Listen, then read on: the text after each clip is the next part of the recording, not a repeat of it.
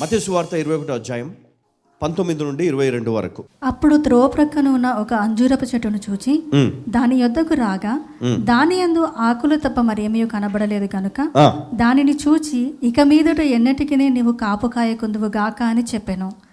తక్షణమే ఆ అంజూరపు చెట్టు ఎండిపోయెను. శిష్యులు అది చూచి ఆశ్చర్యపడి అంజూరపు చెట్టు ఎంత త్వరగా ఎండిపోయినని చెప్పుకొనిరి. అందుకు యేసు మీరు విశ్వాసము కలిగి సందేహపడకుండిన ఎడల ఈ అంజూరపు చెట్టునకు జరిగినది దానిని చేయుట మాత్రమే కాదు, ఈ కొండను చూచి నీవు ఎత్తబడి సముద్రంలో పడవేయబడుదువు గాక అని చెప్పిన ఎడల అలాగు జరుగునని మీతో నిశ్చయముగా చెప్పుచున్నాను. హల్లెలూయా. ఎంతమంది నీ సమస్య అంటే ఇప్పుడు మీకున్నటువంటి సమస్య నుంచి బయటికి రావాలని ఆశ ఉంది? ఎంతమంది అయితే ఈరోజు చేయి పైకి ఎత్తారో వారందరి జీవితంలో వారికి ఏదైతే ఇప్పుడు అసాధ్యమైన అని వాళ్ళు భావిస్తున్న అవన్నీ కూడా సాధ్యమగునుగాక. హల్లెలూయా. చూడండి, ఇక్కడ మనం చూస్తున్నాము ఏంటంటే త్రోవ ప్రక్కన ఉన్న ఒక అంజూరపు చెట్టును యేసు మరి ఏమన్నాడు దాన్ని?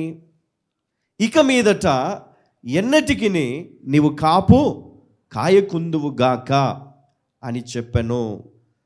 తక్షణమే ఆ అంజూరపు చెట్టు ఎండిపోయెను. తక్షణమే ఆయన మాట పలికిన వెంటనే ఆ చెట్టు ఎండిపోయెను. వీరు ఈ శిష్యులు అది చూచి ఆశ్చర్యపడి అంజూరపు చెట్టు ఎంత త్వరగా ఎండిపోయెనని చెప్పుకొనిరి. త్వరగా అనేది అండర్లైన్ చేసుకోండి. త్వరగా. కొన్ని సమస్యలు చాలా ఆలస్యంగా మన జీవితంలో మనవి ఎంత ప్రార్థన చేసినా పోవు కదా, ఎన్ని ఉపవాసాలు చేసినా పోవు. ఈరోజు చాలామంది కుటుంబాల్లో సమస్య ఒకటైతే మనం ఇంకొక దాని గురించి ఆలోచన చేస్తూ ఉంటాం. చూడండి, ఇక్కడ యేసుక్రీస్తు ఇక్కడికి వెళ్ళినప్పుడు ఆయన చాలా ఆకలితో ఉన్నాడు. ఆకలితో ఉన్నప్పుడు మరి ఈ అంజూరపు చెట్టు కనబడ్డప్పుడు ఆయన ఆ చెట్టు దగ్గరికి వెళ్ళి చూడండి 18వ వచనంలో ఏమనుంది? ఉదయమందు పట్టణమునకు మరల వెళ్ళుచుండగా ఆయన ఆకలిగొనెను. అప్పుడు త్రోవ ప్రక్కన ఉన్న ఒక అంజూరపు చెట్టును చూచి దాని యొద్దకు రాగా దాని యందు ఆకులు తప్ప మరేమీ కనబడలేదు గనుక దానిని చూచి ఇక మీదట ఎన్నటికి నీవు కాపు కాయకుందువు గాక అని చెప్పాను. తక్షణమే ఆ అంజూరపు చెట్టు ఎండిపోయెను. మరి ఇక్కడ ఎందుకు యేసుక్రీస్తు ఆ చెట్టుని శపించడానికి గల కారణం అది ఫలించలేదు. ఫలించని చెట్టును ఎవరైనా ఉంచుకుంటారా ఇంట్లో? అమ్మా, ఎవరు ఉంచుకోరు కదా.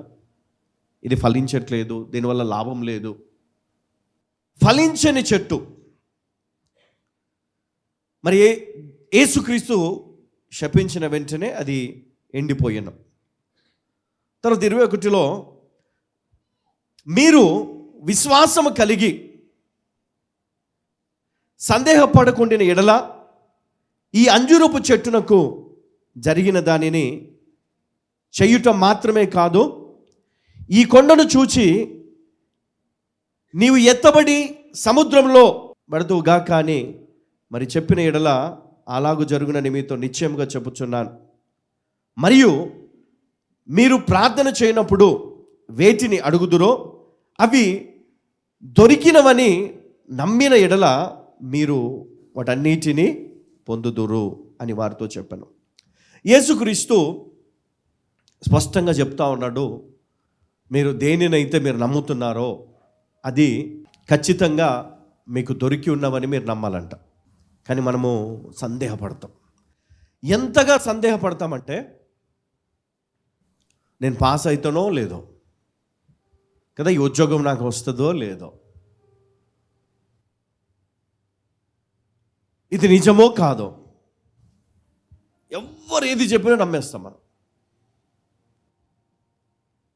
ఏది నమ్మాలో తెలియక మనము అసత్యాన్ని నమ్ముతూ ఉంటాం. కొన్నిసార్లు సాతానుడు చెప్తూ ఉంటాడు నీ పక్కన వచ్చి, ఇది నిజము, ఇది అబద్ధము. అంటే దేవుడు చెప్పేది మంచిదే, కానీ అపవాది ఏం చేస్తాడంటే నువ్వు ఆ మంచిది తీసుకోకుండా, ఆ మంచిని నువ్వు చేయకుండా, ఎందుకు అంటే ఆ మంచి నీ జీవితాన్ని మార్చేస్తుంది, ఆ నమ్మకము నీ జీవితాన్ని నిలబెడుతుంది, ఆ విశ్వాసము అద్భుతాలను నీ జీవితంలో జరిగేటట్టు చేస్తుంది. అందుకనే అపవాది ఎప్పుడు కూడా నీవు కదా ఓడిపోవడానికే వాడు ప్రయత్నము చేస్తూ ఉంటాడు. నువ్వు చాలా ప్రయాసపడి నువ్వు పరిగెత్తుతూ ఉన్నావు అనుకోండి, ఒక పందెంలో మరి చాలామంది పరుగు పందెంలో వారు పరిగెత్తుతూ ఉన్నారు. కొంత దూరం పరిగెత్తిన తర్వాత నీ శరీరం అంటూ ఉంటుంది, ఇక నా వల్ల కాదు, వీళ్ళందరి ముందు నువ్వేం గెలుస్తావు, వీళ్ళందరూ కూడా ఒకప్పుడు మంచి విజయాలు పొందిన వాళ్ళే, నువ్వెంత వీళ్ళ ముందు, ఆఫ్టర్ ఆల్ నీ వల్ల కాదు, ఆగిపో, అనవసరంగా ప్రయాసపడకు, నీ శ్రమ వృధా అయిపోతుందని చెప్తాం. మనం ఏం చేస్తాం, పరిగెత్తి పరిగెత్తి పరిగెత్తి కొంచెం దూరం పోయినాక ఆగిపోతాం. ఈవెన్ కొన్ని బిజినెస్లో కూడా అట్లనే జరుగుతూ ఉంటుంది, ఉద్యోగములు కూడా అలాగే జరుగుతూ ఉంటుంది. మరి మీ వ్యక్తిగత జీవితంలో, దాంపత్య జీవితంలో, మరి అన్ని విషయాల్లో మరి విధమైనటువంటి ఒక నెగిటివ్ థాట్ని మీ బ్రెయిన్లోనికి తీసుకొని వస్తాడు వాడు. ఒక వ్యతిరేకత, అంటే మీకు విజయము సమీపంలో ఉన్నప్పుడు దానిని పొందకుండా ఈ అపవాది అడ్డుకుంటూ ఉంటాడు. నీవు ఫలించకుండా నిన్ను ఆపివేయడం, నువ్వు ఎదగకుండా, నువ్వు విజయము సాధించకుండా నీలో ఒక భావన తీసుకొస్తాడు. ఏంటంటే నీ వల్ల కాదు అంటాడు కదా, నీ వల్ల కాదు. నువ్వు ప్రార్థన చేస్తూ ఉంటావు, కానీ ఎక్కడో తెలియదు నీ ప్రార్థనకు అంత శక్తి లేదు అని నువ్వు అనుకుంటావు. నువ్వు ప్రార్థన చేస్తూ ఉంటావు, కానీ ఇది జరగదు అనుకుంటావు. ఇది జరగదు,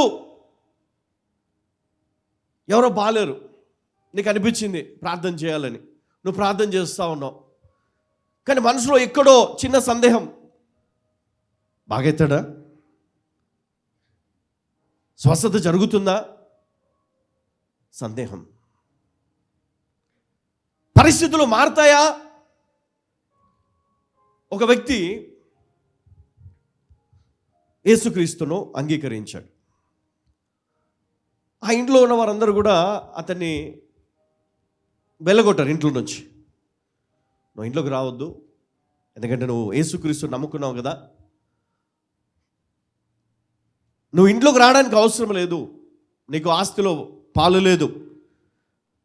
కాబట్టి ఆ ఊర్లో ఉన్న వారందరూ కూడా అతన్ని వ్యతిరేకించారు.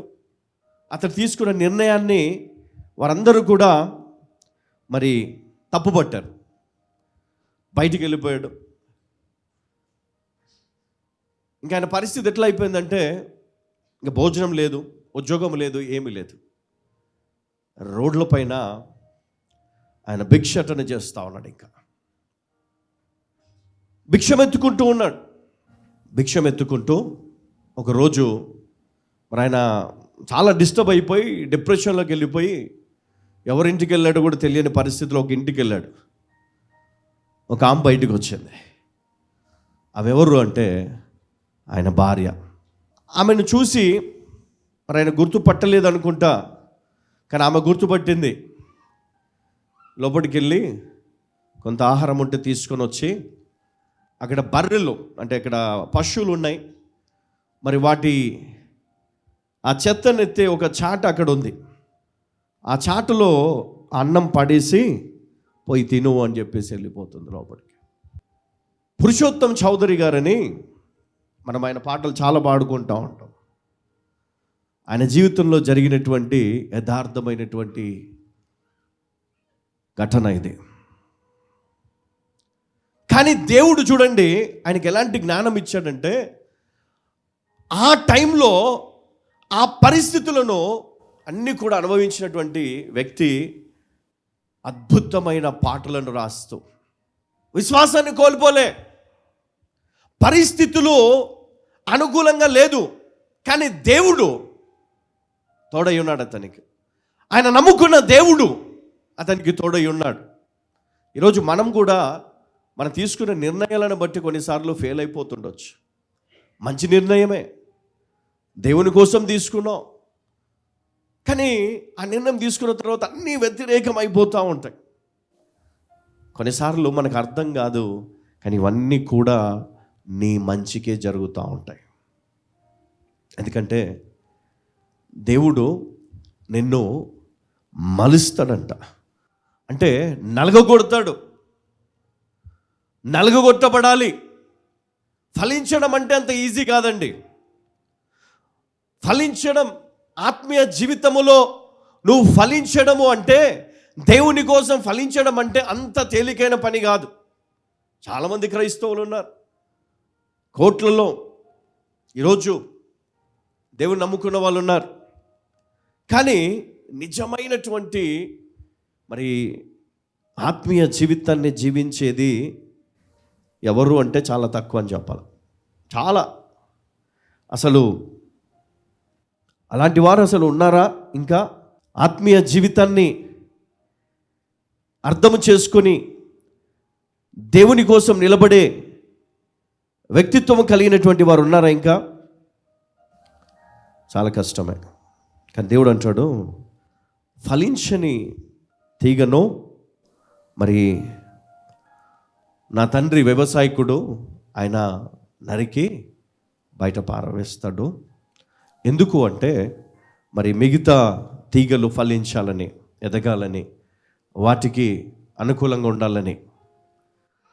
ఈరోజు ఫలించని వారు ఎవరు అంటే క్రైస్తవుల జీవితంలో, అంటే క్రైస్తవ జీవితాన్ని జీవిస్తూ ఆత్మీయత కోల్పోయిన వారు, ఆత్మీయత లేనివారు, ఆత్మీయ జీవితాన్ని జీవించని వారు చాలామంది ఉన్నారు. కాబట్టి ఆత్మీయ అభివృద్ధి అనేది చాలా అవసరం క్రైస్తవానికి. ఇక్కడ రెండు ఉన్నాయి. ఒకటి ఫలించడము, రెండవది విశ్వాసముతో నీ జీవితంలో దేవుడు చేసే ఆశ్చర్య కార్యాలు, అద్భుతాలు. ఒకటి ఆత్మీయ జీవితం ఫలించాలి. ఫలించడమే కాదు, విశ్వాసము కలిగి ఉండాలి. ఎందుకంటే చాలా సందర్భాల్లో నేను చూసింది ఏంటంటే, ఫలించడం ఒకటే దానిపైన దృష్టి పెడతారు. దానికోసము దివారాత్రములు ప్రార్థనలు, దేవా నన్ను గొప్పగా ఆశీర్వదించవా, నన్ను గొప్పగా దీవించవా, నన్ను బలపరచు ప్రభా, నేను అనేకులకు నేను సాయం చేసే వ్యక్తిగా ఉండాలా, నీ మందిరానికి సాయం చేసే వ్యక్తిగా ఉండాలా, నేను అలా ఉండాలి, ఇలా ఉండాలని ప్రార్థనలు చేసి మనం దేవుని దగ్గర బాధపడుతూ ఉంటాం కదా. దేవా, నేను కూడా చాలాసార్లు నేను ప్రార్థన చేశాను. నేను పరిచర్యలోనికి రావడానికి ముందు చాలా ప్రార్థనలు, గొప్ప ప్రార్థనలు, అంటే నా మట్టుకు అది చాలా మరి విశ్వాసముతో కూడినటువంటి ప్రార్థనలు. దేవుని అడిగేవాడిని, దేవా నన్ను బలపరచు, దేవా జ్ఞానం ఇవ్వు, అభిషేకించు, నన్ను గొప్పగా ఆశీర్వదించు ప్రభా, నీ పరిచర్య కొదువు ఉండకూడదు, అనేకులకి సహాయం చేసే వ్యక్తిగా నన్ను నిలబెట్టు అని చాలా దేవుని ప్రార్థించేవాడిని. నాలాగే మీరు కూడా ప్రార్థన చేస్తూ ఉన్నారు. మనం అందరం అదే ప్రార్థన చేస్తాం. కానీ ఎవరు దీంట్లో సక్సెస్ అవుతారు అంటే, విశ్వాసము అనేది నీ జీవితంలో ఎట్లా ఉండాలంటే, ఇంకా ఇది పొంది ఉన్నాను తండ్రి, నేను పొంది ఉన్నానయ్యా, నువ్వు ఇచ్చినందుకు వందనాలు ప్రభా, నాకు ఇచ్చినందుకు వందనాలు, నాకు తెలుసు నువ్వు ఇస్తావు, దేవుడు ఇస్తాడండి, నాకు దేవుడు చేస్తాడు. ఇది మరి దానికోసం నేనేం చేయాలా, ఎలా జీవించాలి? చాలాసార్లు చదువుకున్నాం, చాలాసార్లు విన్నాం, మంచి మార్గంలో వెళ్ళాలి, మంచి జీవితాన్ని జీవించాలి, దేవునికి నచ్చినట్లు వాక్యానుసారం జీవించాలి. ఇవన్నీ మనం చదువుకున్నాం, నేర్చుకుంటున్నాం. కానీ ఎంతవరకు దాన్ని మనం సాధిస్తున్నాం, ఎంతవరకు మనము మరి ఆ విధంగా మనం జీవించగలుగుతున్నాం? హల్లెలూయా.